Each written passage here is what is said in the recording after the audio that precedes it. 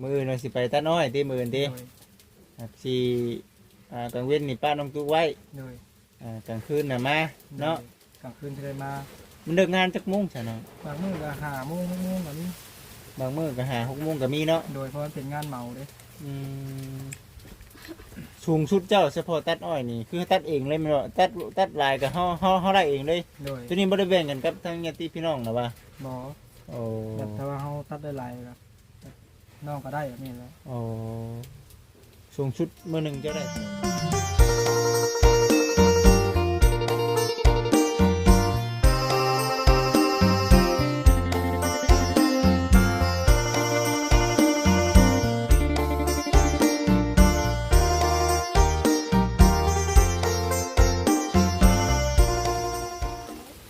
ทานแต่เป็นทานไม่แดงน้ำแหน่บ่โดยนั่นแม่เพิ่นเอาผลมาเพิ่นเป็นไม่หลอดนี่เป็นไม่ดอนเนาะทานไม่แดงน้ำเฮ้ยเนาะฉันแล้วฉันพี่น้องเอ้ยถือว่าบอนพักบอนเศร้าเนาะทางน้องไล่น้องตุกเพิ่นใครแน่แต่ว่าลมมันลงมาทางนี้บ่เดี๋ยวนี้มันยังว่ามีขังอยู่เนาะยังว่ามีขังบอนทางหัวอยู่พี่น้องเอ้ยเนาะสิได้นี่จะนอนบ่รับตัวนี้ได้เอาไปมานี่เนาะว่าตัวแรงเสร็จมันแล้วนอนบ่รับได้พี่น้องเอ้ยเนาะลมพัดมาโอ้นอนบ่รับจักเทื่อได้เนาะวันนี้ก็ย้อนเพิ่นมาบอกว่าได้ไปตัดอ้อยแล้วยังว่าทางป่านี่มันแล้วว่าเห็นบ่จะมาเล็งมันแล้วตอนค่ำในวันแล้วเวียกเลยเล็งมันแล้วซื้อผ้ามาเป็นมารัดบอกไอ้ทางอีก2-3 มื้อพี่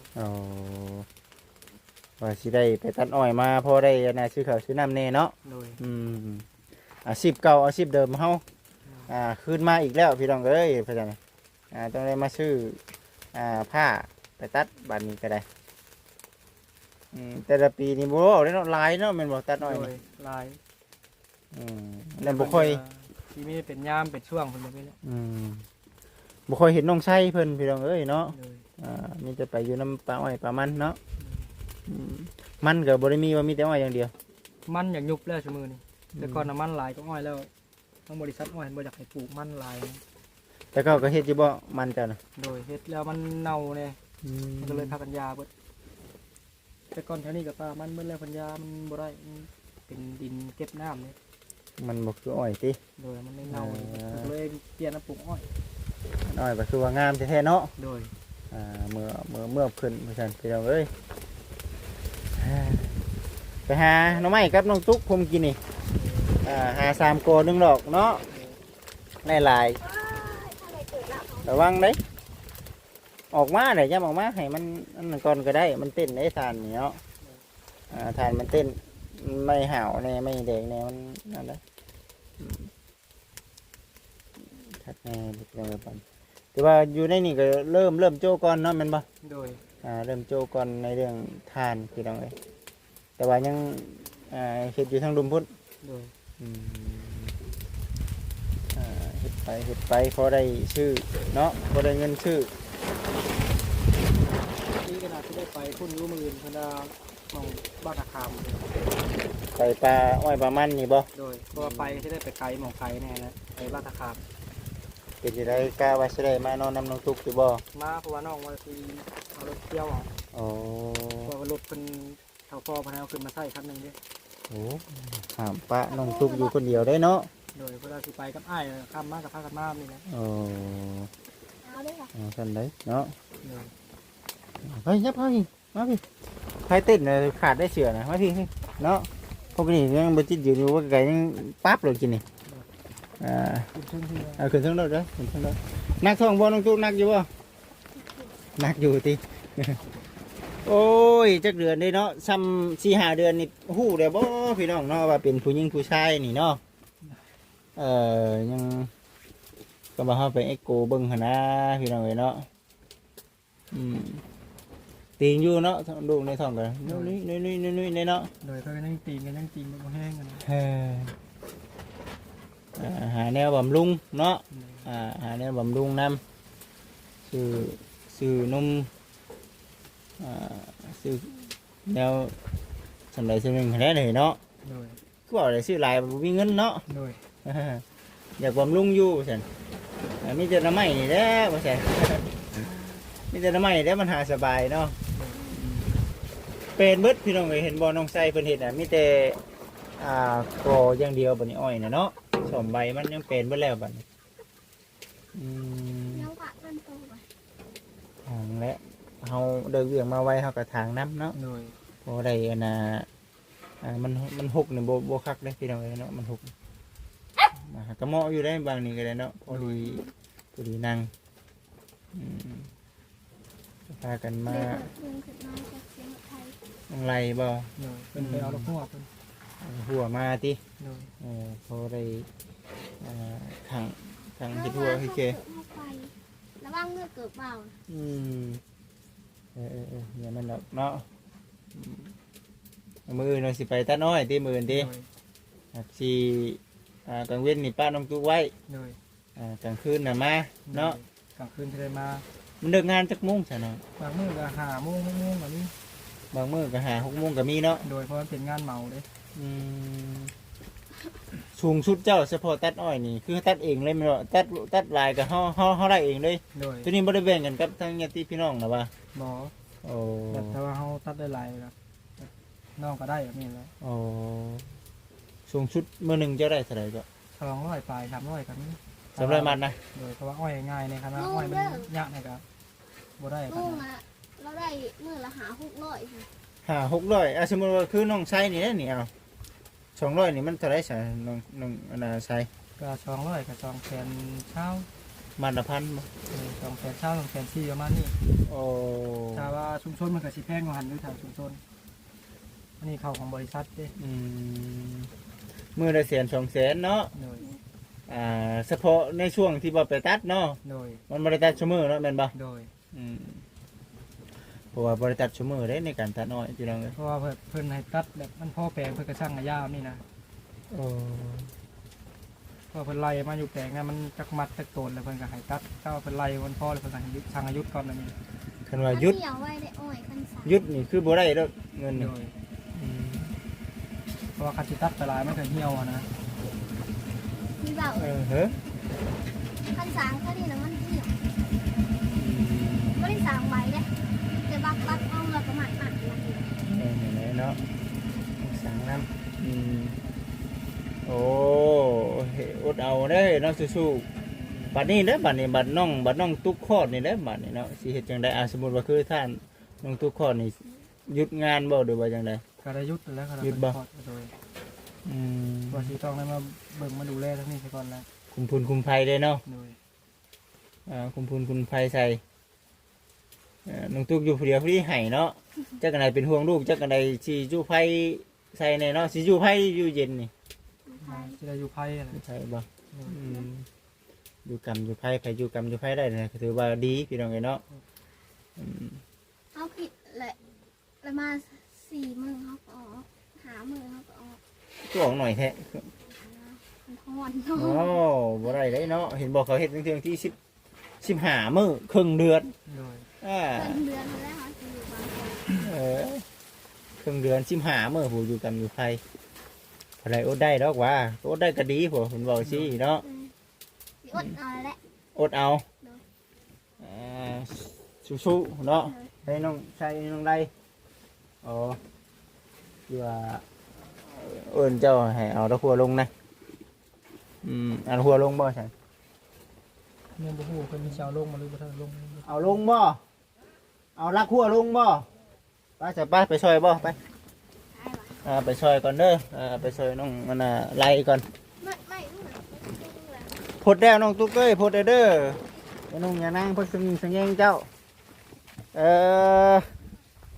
ไล่ดิเนาะโอ้โตมันไม่น้อยดินี่เนาะไม่ละขัวนะน้องไล่สบายดีไปเบิ่งละขัวพากันมาแต่ให้ทานบ่ แม่เขาทานไปชงดีแล้วเฮ็ดอยู่ใช้น้องนี่ละขัวเจ้าน่ะเฉิมบ่เฉิมโอ้แม่นอยู่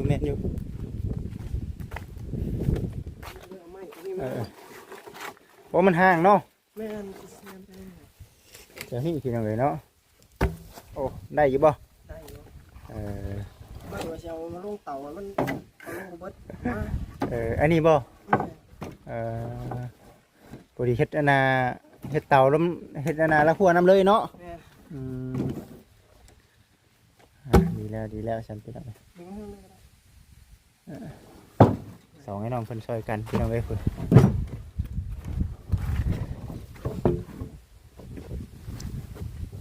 ปึ๊บเบิ่งเด้อให้ดอกละคั่วใหญ่อยู่เนาะบ่ได้ปึ๊บ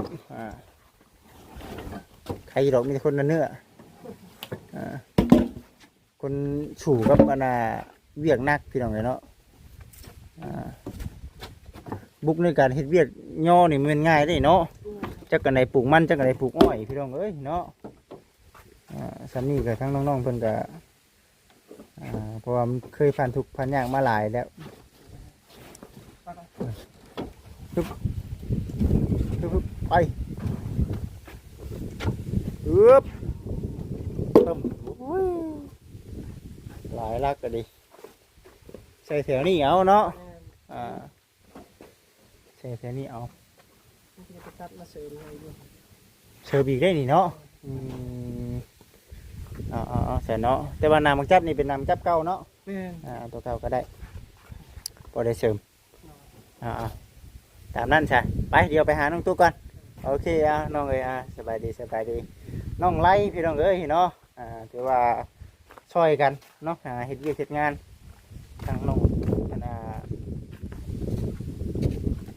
ยังนี่คือบ่เคยเห็นเนาะมันคือยังนี่เนาะของบ่จิบ่มีเลยมีแต่เครื่องปรุงบ่ซี่เลยเนาะบริเวณพี่น้องเอ้ยเนาะคือว่าแน่แหละเนาะแถวนี้กว้างเลยเดินน้องได้กว้างเลยพี่น้องเลยจนหอดพูนเลยบ่จนหอดพูนทุกซีเป็นกับว่าโอ้ปลูกทุกชาติได้หลายหลังเลยบ่จิตเอ้ยไปสันแม่นอยู่พี่น้องเอ้ยเนาะแม่นอยู่เบิ่งไปน้ำกันนี่แหละเรื่องน้องๆเพิ่นเนาะครอบครัวสู่ชีวิตคือกันน้องตุ๊กนี่แห่งสู่ชีวิตคือกันน้องตุ๊กก็ได้เนาะตั้งแต่ข้าวพ่อข้าวแม่ตั้งแต่จื้ออยู่บ่กระต๊อบของเตียงอนาตูบตอนไอ้เตียงอยู่มาหาพ่อสวิทย์น่ะจื้ออยู่บ่อันนั้นแหละพี่น้องจึงว่าโอ้ลำบากมาแต่หึงพี่น้องเนาะตอนนี้ก็จังไดน้องตุ๊กตอนนี้ก็ยังลำบากคือเก่าอยู่แม่นบ่ไปตอนนี้ก็ยังลำบากคือเก่าอยู่บ่ซั่นลำบากแต่รุ่นพ่อรุ่นแม่ตะกี้ก็ถือว่าเติมนึงนะพี่น้องเนาะ FC เพิ่นก็สิฮู้ดี FC เพิ่นก็สิฮู้ดีบัดนี้รถลำบากคือเก่าครอบครัวของทั้งน้องไทยก็คือกันเนาะท่านผู้ใหญ่ทั้งไอ้เตียงเพิ่นบ่เฮ็ดให้ก็จักสิเป็นอะไรกระตบก็ได้เนาะตะกี้อยู่ไสจื้ออยู่เพิ่นตบเจ้าตะกี้เป็นอะไร จะบ่ใหญ่บ่จะลำบากอยู่นะถ้าฝนตกนะมันก็อยู่บ่ค่อยได้มันก็อยู่ยาก เพราะว่าทั้งบ่จิตเองบ่ได้ค่อยได้เบิ่งเนาะเพราะว่าเป็นคลิปของทั้งน้องตุ๊กนี่ข้าวตะกี้เบิ่งอยู่พี่น้องเนาะนี่หาก็ฮู้วังน้องไลกับน้องเตเพิ่นนะแต่ก็ถือว่าลำบากคือกันเนาะตะกี้ก็ได้ครอบครัวพ่อชมแม่ทรัพย์เด้อพี่น้องเด้อเนาะเอาบัดนี้เป็นครอบครัวที่ว่าถูกช่วยเหลือมากอะสู้ไปอีกเนาะจังว่าอยู่ฉันรุ่นพ่อรุ่นแม่ก็ยังว่าทุกข์ยากอยู่ฉันมารุ่นนี้ก็ยังบ่วิตอยู่ฉันต้องทุกข์ว่ายังสิได้สู้แต่เจ้าเองนะบาดนี้เนาะสู้แต่ทั้งน้องๆเองบาดนี้เป็นครอบครัวของทั้งน้องๆเองเด้บาดนี้เด้คือบ่จิตว่าได้สมมุติว่าคือน้องเพิ่นคุ้งเพิ่นคลอดนี่น้ำนี่ต้องเอารถไถลงไปแก้เอาเนาะ อ้าวสักพระองค์ผ้าอ้อมพี่น้องเอ้ยคันเฮาสิคนลงไปสักอยู่พุ่นบ่คือเด้เนาะบ่อนเฮ็ดอยู่ให้กินพ่อแม่เนาะ ก็เกรงใจเพิ่น มีแต่ว่าอยู่นี่แหละพี่น้องเอ้ยมันจังสะอาดแน่มันบ่เปื้อนห้องน้ำห้องในเพิ่นเนาะต้องมาสักตากอยู่แถวนี้ก็ถือว่าโล่งพี่น้องเอ้ยเนาะยังสิลงไปอยู่บ่เดี๋ยวว่านั่นแหละมื้อนี้ แล้วนะ แล้วเนาะ ลงก็ลงไปส่งให้อ้ายลงไปส่งรถเพิ่นนะก็เอารถเพิ่นขึ้นมาเด้ คือเวียกมื้อนี้แล้วเนาะ โดย เวียกมื้อนี้แล้วทางน้องไปมื้ออื่นเริ่มต้นใหม่ โดยนี่ก็เตรียมไว้มื้ออื่นนะ มื้อนี้สิไปบ่มื้อนี้ไปเลย ไป ก็หักลายอยู่บ่เพิ่นให้ตัดลายบ่ ตอนนั้นบ่ฮู้แต่ว่าเพิ่นสั่งว่าให้ตัดมื้ออื่น เพิ่นให้ตัดมื้ออื่นเนาะ โดย พอได้ซื้อข้าวเนาะลงทุกเนาะแต่ว่าในเรื่องเงินนี่คือเฮาตัดเฮาได้มื้อนั้นเลยบ่ โดยตอนแรกเพิ่นจ่ายให้เลยนี่ มีครอบครัวอื่นนำบ่ เพิ่นบ่ค่อยมีคนงานหลายคนนะเพิ่นส่วนหลายเพิ่นอยากเอาแต่พวกมักไปนอนน้ำเพิ่นแบบนี้แหละเพราะว่าพวกน้องกับอ้ายของอะไรกับเพิ่นไปก่อนแล้วเพิ่นสิไปก่อนเพิ่นไปรับจ้างแกอ้อยเพิ่นเด้ โอ้ น้องจะได้ไปตามหลังไม่ได้รถจักรไปตามหลังเที่ยว ในครอบครัวน้องชัยนี่เนาะถือว่ามีแต่คนเฮ็ดกับปลามันปลาอ้อยนี่เนาะ โดย จนบริษัทเพิ่นจื้อจนบริษัทเพิ่นรับว่าเป็นคนงานเรียบร้อยเนาะ โดย แต่อยู่ในแบบว่าบ้านเฮานี่เพิ่นบ่ค่อยไปบ่ โดยก็บ่มีค่อยไปไปไหนหรอกเพราะว่างานบริษัทมันหลายกว่าที่ทุนถึงว่าราคามันสิหน่อยกว่าก็มันต้องเลือกที่งานหลายไปก่อนแต่ว่าหน่อยอยู่แต่ว่าถ้ามีงานเฮ็ดตลอดมันสิใครอยู่ แต่ว่าเฮ็ดตลอดเนาะนี่เนาะ โดยเฮ็ดจนวิทย์ยามปลูกยามหยังแล้ว เฮ็ดจนเท่าแล้วเนาะ โดยปลูกแล้วนั่นจะได้ตัดเขาแบบช่วงเขาน้ำตาลอีกทีหนึง บัดตอนเอาไปส่งได้ซะบัด ก็เพิ่นก็ตัดอีกทีหนึงแล้วก็ให้จ้างรถน้อยแก้เข้าไปในรถใหญ่ใน น้องๆบ่เอาไป โดยพวกน้อง จ้างอีกบ่เพิ่นก็ โดย อ่า เพราะว่าตัดกับต่างหากคนกับต่างหากแก่กับต่างหากเอา อันนี้ได้ โดย ดีแล้วสันเนาะน้องตุ๊กเด้อสู้ๆได้น้องตุ๊กเอ้ยเนาะก็เมื่อยอยู่พี่น้องเนาะเวียกแบบนี้ก็เมื่อยอยู่แต่ว่าเฮ็ดได้สันเฮาเลิกบ่ได้เนาะคันน้องๆเพิ่นสิไปทางอื่นบัดมันหนึ่งคือบ่เคยแน่เนาะ โดย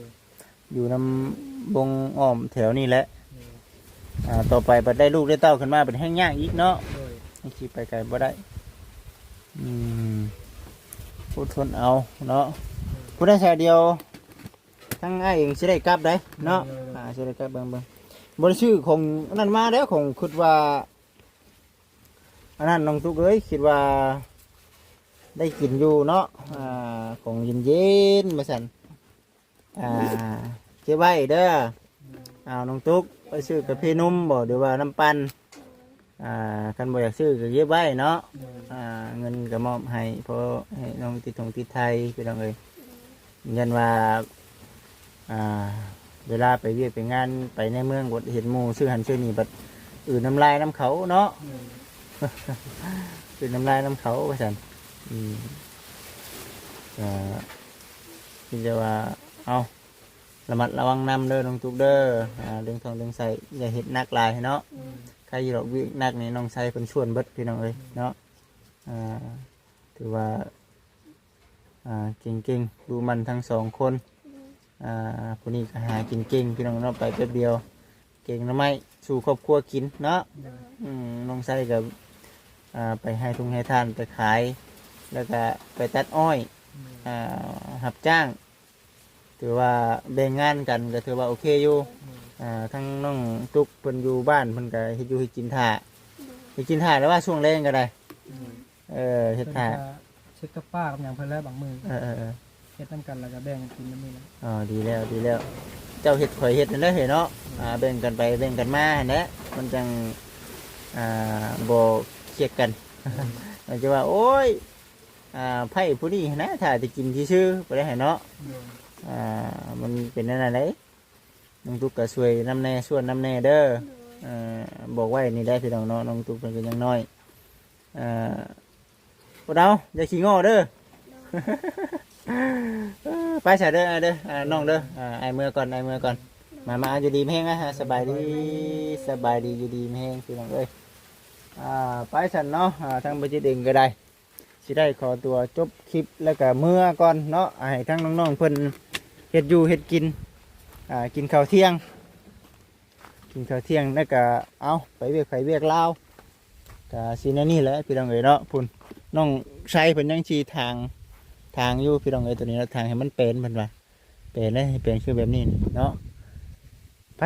อยู่ดีมีแห้งเบิดสุขคนเด้อพี่น้องเด้อผิดพลาดประการใดครับขอโทษขออภัย FC หลายๆเนาะสำหรับคลิปนี้ขอกล่าวคำว่าสบาย